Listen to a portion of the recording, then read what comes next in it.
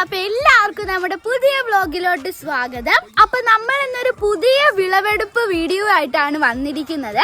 അപ്പൊ എന്താണ് വിളവെടുക്കുന്നതെന്ന് കാണണ്ടേ? ദേ നമ്മുടെ ഈ വഴുതന കുട്ടന്മാരെയാണ് കേട്ടോ നമ്മൾ വിളവെടുക്കാൻ പോകുന്നത്. ഇതാണ് കേട്ടോ നമ്മുടെ വഴുതനങ്ങകൾ. നമ്മൾ ഈ വഴുതനയെല്ലാം വിളവെടുക്കാൻ പോവാണ്.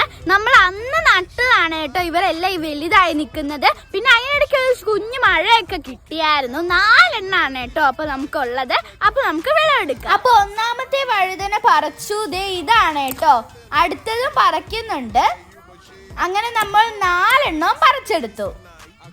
ദേ അപ്പൊ നമുക്ക് ടോട്ടലി 4 വഴുതനങ്ങയാണ് കേട്ടോ കിട്ടിയത്. അപ്പൊ അന്ന് നമ്മൾ 10 വഴുതന തൈകളാണ് കേട്ടോ നട്ടത്.